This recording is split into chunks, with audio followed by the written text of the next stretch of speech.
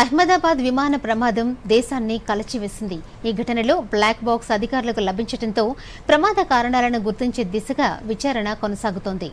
1930 నుండి విమాన భద్రతల్లో కీలక సాధనంగా నిలిచిన బ్లాక్ బాక్స్ నారింజ రంగులో ఉండి విమాన ప్రమాదాల రహస్యాలను వెలికితీస్తుంది. అసలు బ్లాక్ బాక్స్ ఏంటి, దీనితో ఎలాంటి ప్రయోజనాలు ఉన్నాయనే వివరాలను ప్రత్యేక కథనంలో చూద్దాం.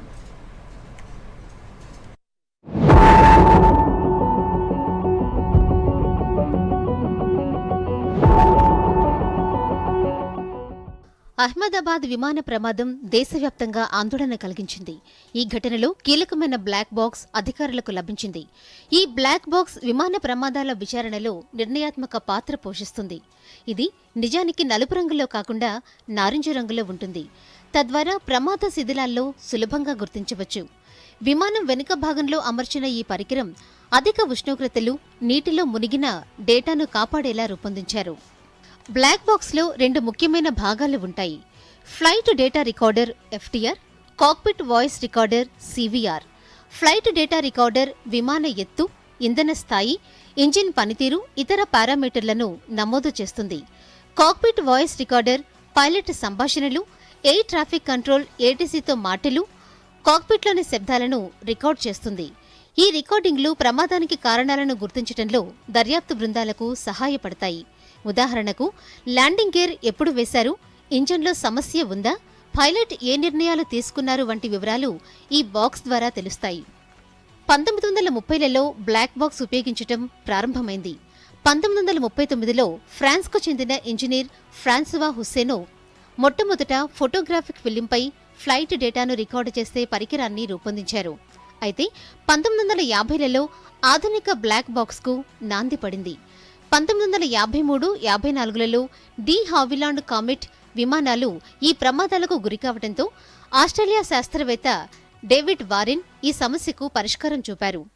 మెల్బోర్న్లోని ఏరోనాటికల్ రీసెర్చ్ ల్యాబొరేటరీస్ ఏఆర్ఎల్లో పనిచేస్తున్న వారెన్ 1953లో తొలి బ్లాక్ బాక్స్ ప్రోటోటైప్ను రూపొందించారు. ఈ పరికరం స్టీల్ వైర్పై 4 గంటల కాక్పిట్ సంభాషణలు, 8 ఇన్స్ట్రుమెంట్ రికార్డింగ్లను రికార్డ్ చేసేది. అనంతరం 1960లో ట్రాన్స్ ఆస్ట్రేలియా ఎయిర్లైన్స్ ఫ్లైట్ 538 ప్రమాదం తర్వాత ఆస్ట్రేలియా ప్రభుత్వం 1963లో అన్ని విమానాల్లో బ్లాక్ బాక్స్లను తప్పనిసరి చేసింది. దీంతో ఆస్ట్రేలియా ఈ నిబంధనను అమలు చేసిన తొలి దేశంగా నిలిచింది. బ్లాక్ బాక్స్ టైటానియం స్టీల్తో తయారవుతుంది.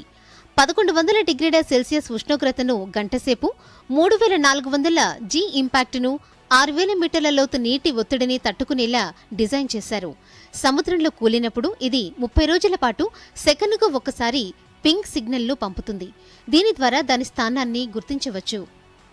కాగా అహ్మదాబాద్ ప్రమాదంలో లభించిన బ్లాక్ బాక్స్ ను directorate general of civil aviation DGCA forensic ల్యాబ్కు పంపారు.